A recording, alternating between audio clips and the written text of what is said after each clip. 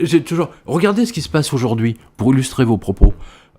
Là, en ce moment même, au Pentagone, il y a une semaine, 15 jours, Trump a pété un plomb, il a viré 12 de ses généraux. Parce qu'il ne voulait pas faire ces opérations qu'il considérait complètement dingues.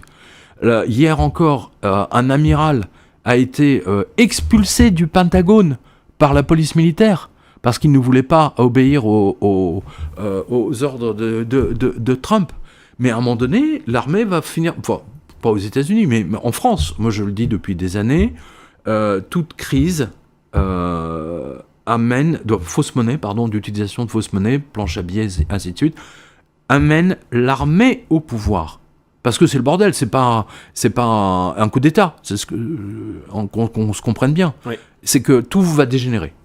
Et tout dégénère en ce moment. Les reportages de Mike, et on en a fait un ensemble, sur l'avenue Wagram ou McMahon, est absolument incroyable. C'est absolument incroyable. Ça, je dois le dire, même en tant qu'expatrié, à chaque fois que je reviens en France, j'ai un différentiel, parce que je ne vis pas en France, donc je n'assiste pas comme une grenouille dans l'eau. Mais c'est très bien, et je vois les commerçants... Par exemple, là, je viens à Paris pour faire ces émissions, oui. Et je suis choqué de voir que des rues entières de commerce peuvent être fermées. Exactement. En plus délabrées. Délabrées, oui. Délabrées, avec des tags absolument partout, ouais, on dirait que c'est en train des affiches de collés et on arrachés. est au cœur de la capitale. C'est ça. Rue de Rivoli, moi, c'est le meilleur exemple, c'est la rue de Rivoli, qui était avant la rue de Rivoli, une des rues les plus luxueuses, parce que les touristes l'empruntaient de la place de la Concorde, donc ils marchaient de la place de la Concorde, et c'est un très beau trajet, un pied, jusqu'au Louvre, jusqu'à l'entrée du musée du Louvre. Eh bien, il n'y avait que des boutiques de luxe, des tailleurs de luxe, des bijoutiers, de la lingerie fine, les plus belles marques. Attends, c'est pas des marques multinationales, c'est des marques de niche, oui. Voilà, qui étaient là. Maintenant, ces boutiques sont à l'abandon et vous avez des dizaines et des dizaines de mecs qui dorment sur des cartons rue de Rivoli, à côté de l'hôtel Meurice. Qui est mon pied-à-terre de temps en temps, le bar du Meurice. Ça aussi, c'est un autre aspect, et je pose la question, ils peuvent le mettre en commentaire, oui. Les spectateurs pour leur propre ville. Moi, je suis bordelais, oui. Naissance. J'ai observé... Sainte-Catherine, là, j'ai 31 ans, voilà. Je vais faire 31 ans dans quelques jours. Et je me souviens, entre l'âge quand j'avais environ 8 ans jusqu'à mes 25 ans, j'ai pu voir l'explosion de SDF. Oui. Et aussi de modification de la ville pour avoir des bancs anti-SDF. Exactement, etc. Oui, tout à fait. Et pas que des bancs, c'est-à-dire même à côté des banques, d'avoir des espèces de triangles pour les empêcher de se mettre au sol. Donc on a de plus en plus... Et la rue Sainte-Catherine, et pour ceux qui connaissent en plus le cours c'est Victor Hugo... C'est la Champs-Élysées de Bordeaux. Voilà. Et en même temps, avec le cours Victor Hugo, alors là, vous êtes parti pour un voyage... mais c'est effrayant. Pour ceux qui vont découvrir par exemple la ville de Bordeaux, et je sais pas si les spectateurs pourront dire leur propre ville et même le nom d'une rue qu'on pourrait observer, c'est prendre une claque directe au fur et à mesure des années. Peut-être que les gens ne le voient pas avec ce pourrissement-là, on s'adapte progressivement, on voit les choses changer lentement, mais quand on fait la comparaison sur 10 ans, c'est absolument effrayant. Ça c'est vrai. Même sur 20 ans. Encore plus. Alors, et puis le soir, il n'y a pas grand monde dans les cafés, etc. Alors que vous allez à Istanbul, alors ça, je l'ai constaté, j'en ai souvent parlé, j'ai fait 3-4, même 5, je crois, reportages à Istanbul, enfin en Turquie. Les restaurants, les cafés sont bondés, tout le monde fume, tout le monde boit, ils font la fête tout le temps, c'est blindé, enfin, c'est la France des années 70, quoi. C'est incroyable, au 21e siècle. Et vous me disiez tout à l'heure en antenne, vous me disiez que c'est la même chose à Sofia. On a la même chose. Vous êtes à Sofia, c'est ça ? Et un autre point en plus, c'est que comme il n'y a pas aussi d'écologisme, on voit les personnes bondées très tard le soir qui peuvent fumer. Oui, parlons d'écologie, voilà, mais bien sûr. Avec modération. Là, les mecs, ils sont en train de nous dire, oui. Mais vous avez les lampes. Vous avez des ZFE, vous n'avez pas le droit de rentrer avec votre voiture pendant ce temps-là. En Palestine, ils sont tous les jours, ils leur balancent ça fait depuis 2 ans et demi qu'ils leur balancent des bombes qui explosent, qui polluent plus qu'un volcan entier. Je parle même pas de l'Ukraine, mais ils se foutent de nous, littéralement. Absolument. Pendant foiré, truand. Bien sûr. Et ça fait un choc d'aller dans des pays libres comme ça où. Mais moi je comprends.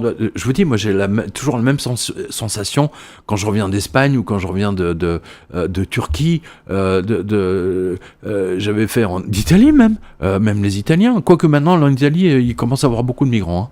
Bien sûr. Ça commence à poser des problèmes gravissimes. Ouais. Et même, je crois que c'était François Asselineau qui en avait parlé en premier, parmi les premiers, quand on avait eu les résultats sur l'immigration qui était tombée, c'est qu'on félicitait Mélanie comme quoi l'immigration illégale avait diminué, mais parce que l'immigration légale avait complètement explosé. C'est-à-dire que il y a eu elle s'est couchée, Mélanie, d'ailleurs. La naturalisation, mais elle s'est couchée. Les îles italiennes. Asselineau avait raison. Il avait dit qu'il allait se coucher de toute façon. De la même façon que moi je l'ai vu dans mes reportages en Grèce. Au moment du vote de... comment il s'appelait sur la... oui ou non, faut-il rester dans l'Union Européenne? Et l'extrême gauche, comment il s'appelait déjà Syriza, j'allais dire Syntagma. Oui. Syriza, donc Syriza a gagné en disant on va quitter l'Europe, et il s'est couché une semaine après. Une semaine après, il s'est couché. Eh ben non, on quitte pas l'Europe. Ce sont tous... C'est comme Sarkozy.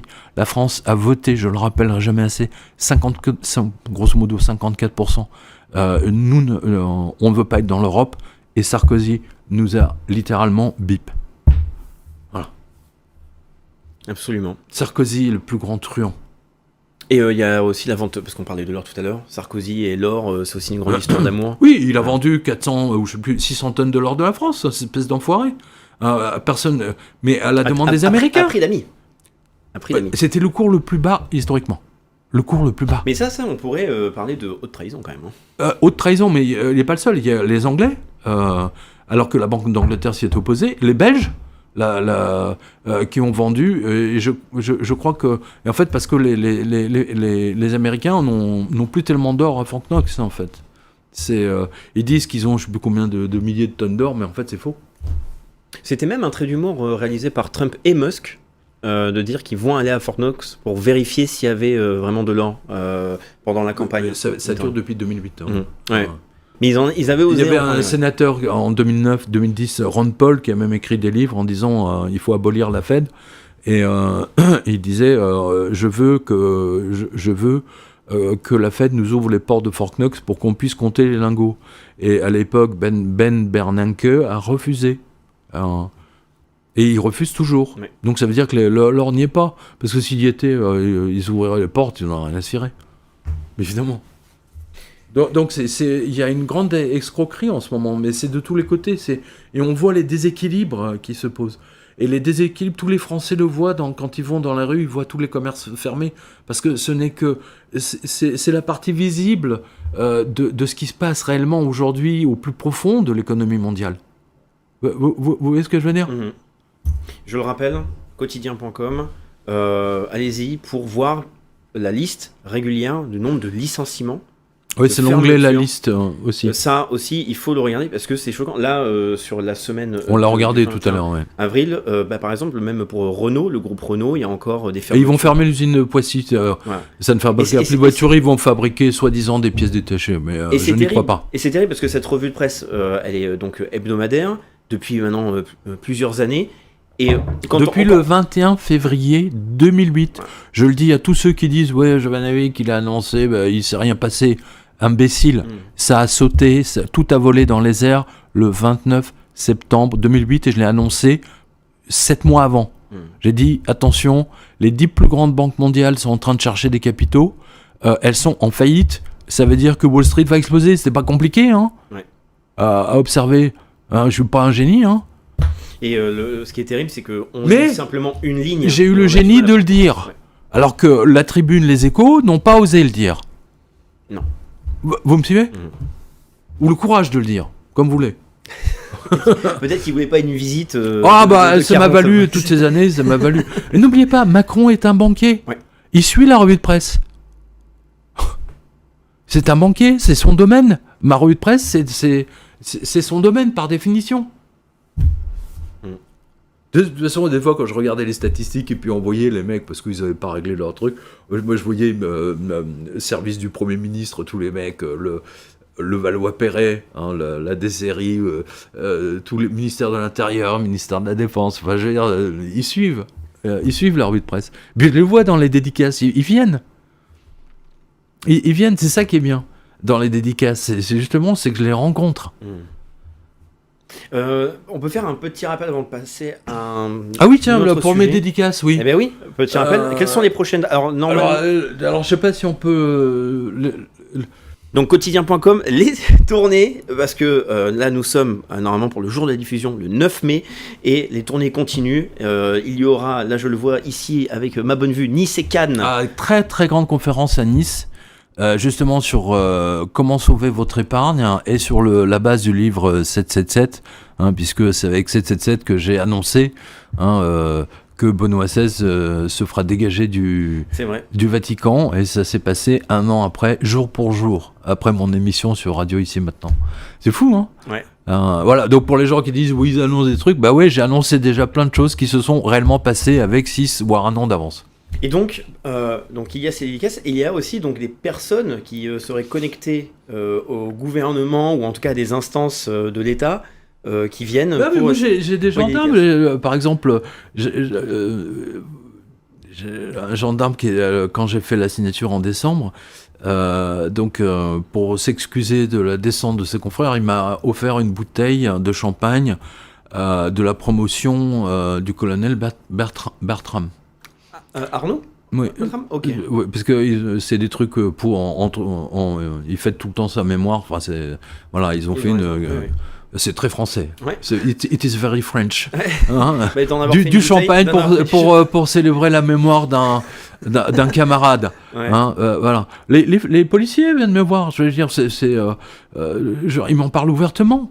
Ils savent tous pertinemment que le gouvernement Macron est corrompu de A à Z. Mais comme comme ceux qui si tu obéis pas aux ordres, tu finis à Saint-Pierre-et-Miquelon. Hein, je rappelle. J'ai une question Ou en Nouvelle-Calédonie. Là, j'ai une question importante à poser. On parle des déséquilibres du système financier, on a parlé de l'or, du fait qu'il y ait la guerre aussi, avec un abus de la planche à billets. Là, on est à le conflit en Iran, et il y a eu la question du détroit d'Ormuz, et des échanges avec la Chine en yuan, etc. Et ça, ce sont des sujets aussi qui sont développés de plus en plus sur le fameux monde multipolaire, le système économique des BRICS. Où est-ce que ça en est ? Est-ce que le déséquilibre ou l'effondrement progressif occidental amène un changement ? Bien sûr. Et est-ce que là, pour quelques rappels, qui surveillent l'actualité économique, qu'est-ce qu'on a observé concrètement avec l'actualité du détroit d'Ormuz, par exemple ? Écoutez, le détroit d'Ormuz, avec Laurent Fent, on a même fait des émissions il y a déjà 15 ans, parce que j'avais toujours dit, alors là, tous les auditeurs sont témoins, que la crise commencera, oui, ça c'est un des trucs que j'avais annoncé, voilà. Grâce au livre au livre de Gilles Bernardi, qui s'appelle Ormuz. Hein, voilà. D'accord. Ah oui, publié en 1988. Donc très important. Et ça fait partie, si vous voulez, de ces derniers temps, hein, de ce qu'on appelle le changement d'air. Hein, voilà. Vous devez comprendre que quand Nixon... tout ça, en fait, on revient toujours à l'or. Hein. Rappelez-vous, les accords de Bretton Woods, hein, grosso modo, quand la France avait trop de dollars, hein, tous les excès de dollars, eh bien, vous aviez une frégate qui partait à New York, qui redonnait tous les billets, et les Américains donnaient des lingots d'or en échange. D'accord ? Et donc ces lingots d'or, on les mettait à la réserve Place des Victoires. Voilà. Parce que c'était un standard or indirect. Le standard or était uniquement entre pays, hein, mais pas pour les gens. D'accord ? C'est la première chose. Défaut de paiement des Américains. Ils n'ont plus d'or. Ils n'avaient plus d'or. Donc ils disent au 15 août, on supprime, on passe en mode planche à billets, c'est tout. C'est notre monnaie et vous vous démerdez. Hein, c'est ce qu'avait dit le gouverneur de la Banque centrale à l'époque, qui d'ailleurs était à l'époque gouverneur du Texas de mémoire, et qui était dans la voiture quand Kennedy a été tué, hein, qui était dans la voiture qui était juste derrière. Donc, pour obliger... Alors, il y a une crise du dollar dans les années 72-73. parce que ça a été fait de mémoire 71. Donc c'est le Nixon Shock, on appelle ça. Le dollar qui valait 5 francs à l'époque, 5-6 francs, D'accord. est passé à 2 francs. Donc vous avez tout un tas de Français qui prenaient le 747 de la Paname et qui allaient faire leurs courses à New York. Parce que c'est... Ah oui. Ah oui, ça c'était 72, 73, 74. Et les Américains, voyant leur monnaie qui ne valait plus rien, ça leur posait un problème. Ils avaient besoin de trouver quelque chose pour retrouver leur force, de remettre le dollar à 5-6 francs. Qu'est-ce qu'ils ont fait ? Ils ont organisé les crises pétrolières, voilà. Et ils ont dit maintenant, le monde entier ne peut acheter du pétrole uniquement s'ils ont des dollars. Donc, par exemple, la France était obligée de commercer avec les États-Unis. Par exemple, je sais pas, Chanel vendait des millions de bouteilles, donc ces dollars, on les récupérait, et grâce à ces dollars, on pouvait acheter du pétrole. Vous me suivez ? Voilà. Et jusqu'à présent, si vous voulez, le dollar était la monnaie obligatoire pour acheter du kérosène, pour acheter le commerce mondial. Mais depuis 10 ans, même 15 ans, depuis 2008, c'est en train de s'étioler, parce que, tous les gouverneurs de banque centrale voient que le dollar perd de sa valeur et que l'endettement du pays, ça va finir par une catastrophe. Donc, ils achètent de l'or et ils ne stockent plus de dollars. Et du coup, les Russes, ils ont fait un truc génial, mais complètement génial. C'est-à-dire que, rappelez-vous, à l'Ukraine, quand ils ont envahi l'Ukraine, le rouble était tombé à... de mémoire, je dis n'importe quoi, mais c'est genre 5 centimes, d'accord ? Oui. Il y avait une grosse baisse. Voilà. Phénoménal. Que s'est-il passé 3 ans plus tard ? Ça a été le rouble a été plus performant que l'or. Voilà. Et aujourd'hui, tout le monde veut commercer soit en yuan chinois, soit en rouble russe, parce que 40 trilliards de dettes, ils sont à 120% d'endettement, les Américains, comme la France, alors que la Turquie est à 30% d'endettement. Ah, à peine, d'accord. Moscou, les Russes, ça doit être pareil, genre 20-30%. Il y a dû avoir une hausse depuis la guerre, mais c'est... Oui, mais pas tant que ça. En tout cas, c'est pas la France. Nablyukova a fait un travail absolument remarquable de la Banque centrale russe. Donc aujourd'hui, moi, je serais plus tranquille avec des roubles, des yuan qu'avec du dollar. Et donc, on voit que tous les pays de l'Asie centrale, y compris l'Indonésie, etc., ils commencent à faire ce qu'on appelle le foreign exchange, faire des stocks de yuan et de roubles. Voilà. Donc, est-ce que ça voudrait dire qu'on assiste à l'avènement, même si c'est au stade, si c'est juste en train de germer, c'est un monde en convulsion, du pétro-yuan ou de la domination de l'empire du yuan. Exactement, voilà. Ou même, on pourra voir si l'Iran, on ne sait pas ce qui va se passer dans les jours prochains ou dans les mois prochains avec l'Iran, mais l'Iran pourra très bien garder le contrôle du détroit d'Ormuz et faire payer, comme il l'a dit, et à ce moment-là, je crois que c'est le rial, je suis pas sûr, le rial iranien. C'est une bonne question. Oui, moi non plus. Notre réal, qui est une mitraillette, va pouvoir nous le dire immédiatement. Peu importe, on va dire le billet iranien vaudra beaucoup plus qu'il ne vaut maintenant. Autrement dit, aujourd'hui, si par exemple, là vous pouvez faire un pari comme au loto sportif, grosso modo, vous achetez pour 10 000 euros de rial, alors peut-être que ça ne vaudra plus rien. Ça vaudra genre 5 euros dans 3 mois ou 1 an, mais peut-être que ça vaudra 100 000. Le rial iranien. J'avais raison. Voilà, j'avais raison. Comme d'habitude. Voilà. Et ça vaudra beaucoup plus. Tous ceux qui ont acheté le rouble à 5 centimes ont fait fortune. Tout. Mais d'ailleurs, au moment du conflit russo-ukrainien, il n'était plus possible d'acheter du rouble.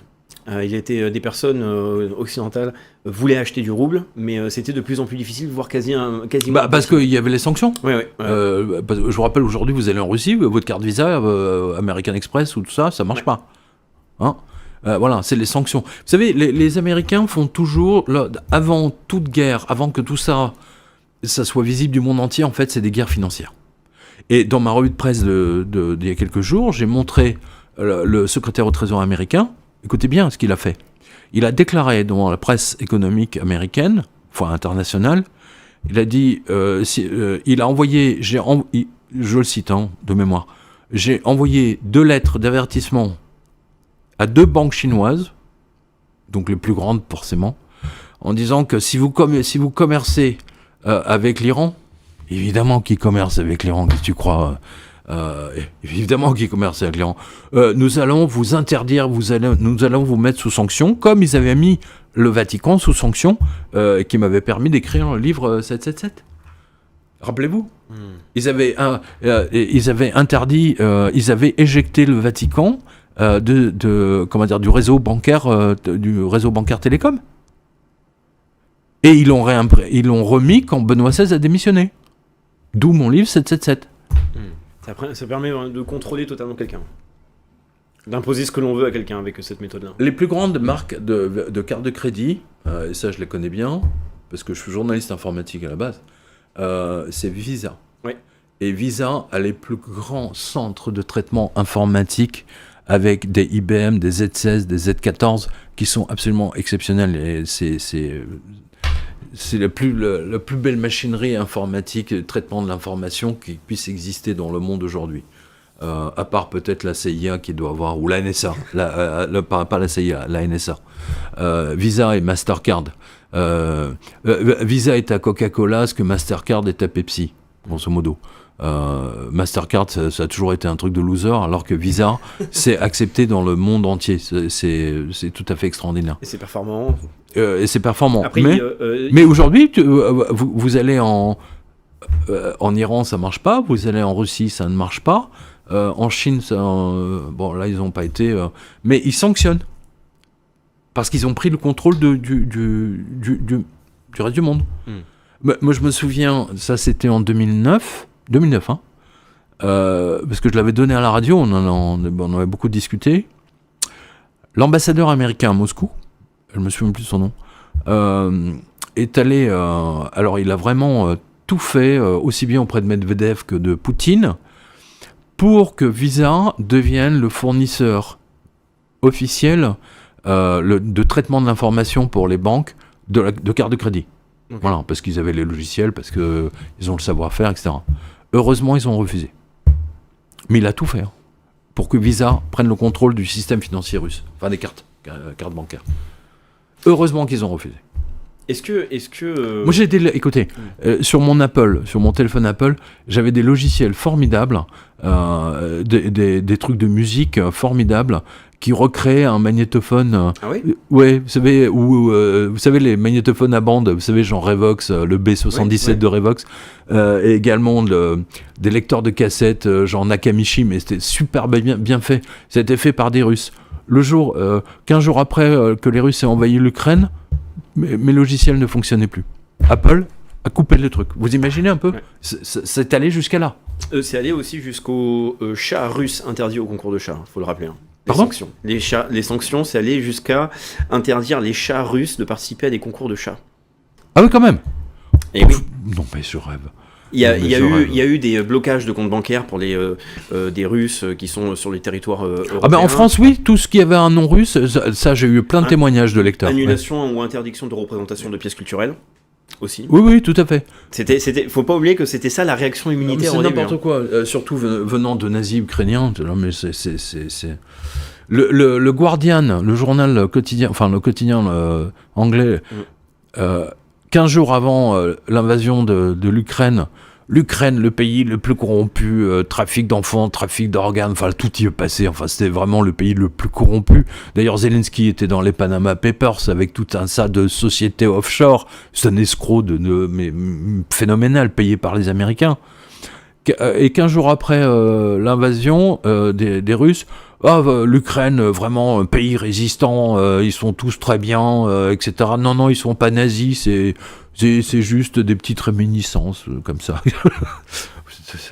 Vous voyez comment toute la presse est contrôlée par les Américains, américano-sionistes. Ouais. Voilà.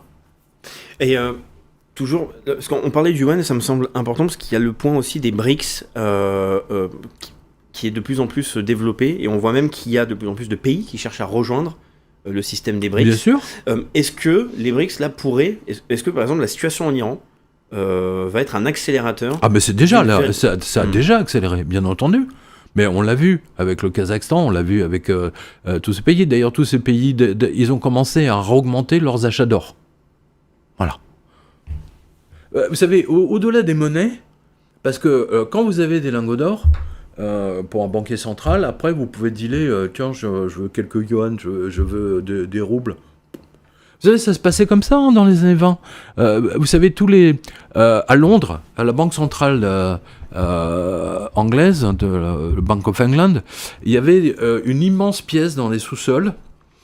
Et vous savez, avec des cages comme dans un zoo, et avec des barrières. Oui. Et puis de chaque emplacement, vous savez, un peu comme des parkings, hein, des places de parking.